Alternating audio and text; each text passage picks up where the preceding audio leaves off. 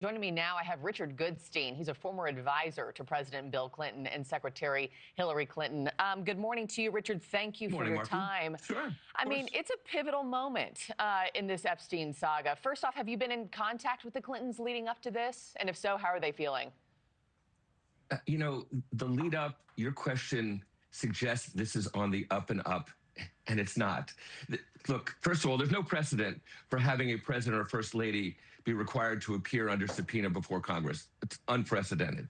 And they've said from the start, release all the files, okay? And we know there's nothing out there that's incriminating towards them, because if it were, that would have been released on day one, like some of those pictures of Bill Clinton, right? In contrast, we actually have Donald Trump acting quite guilty, resisting release of these files in the worst way, putting the arm on members of Congress in the Situation Room, finally signing the bill because it was going to pass almost unanimously, and then slow walking the release, redacting all the names of the men who took advantage of these young women, and releasing naked pictures of these girls against their will. Sorry. Richard, do you think that this is part of their strategy? Because they declined to testify for, 6 months? I think the subpoenas for the Clintons were issued in August of 2025.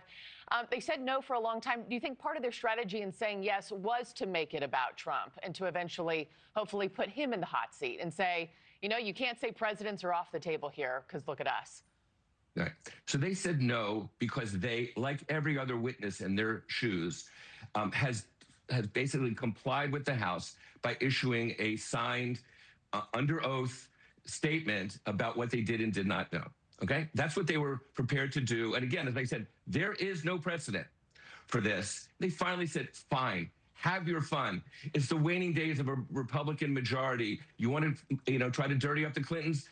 Knock yourself out. So, they're going to do it. And they asked for this to be public, incidentally, which, of course, Comer refused. We'll see when this gets released. I'm not quite sure. I think it's all going to be as straightforward as suggested. Do you think we'll get the videos in full or no? Boy, if not, that would be almost criminal in itself, right? Again, the Clintons wanted this to be done in public. If it's not done in full, then there's some editing. And then what are we talking about? Then we know, again, it's what I said. The Republicans want to take their shot at the Clintons. They're not going to have the majority much longer. So, this is their way to kind of appeal to their base and have some fun. It's not look, legislative hearings are about getting information to act on. Hillary Clinton says she didn't know anything. Bill Clinton, we know he was on Epstein's plane a couple times for charitable reasons. Donald Trump was Epstein's best friend. He said in 2002 in Newsweek, he likes the girls young.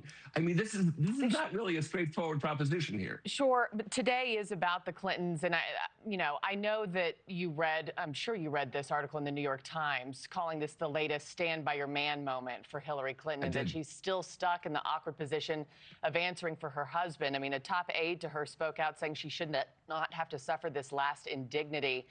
Your response to this article and how you think she handles herself today behind closed doors? I think Hillary Clinton is as capable of handling herself as anybody on the planet. This is not a question. Look, she's not being asked questions about him. She's being asked questions about her. And she's said what she knows and what she doesn't know. So I don't think there's a question of standing by him. Obviously, she's caught up in this because if Bill Clinton didn't have the Clinton Foundation and need to fly places that Epstein's plane took him, then I guess they wouldn't be having these questions at all. But no, I think she's perfectly fine to handle herself.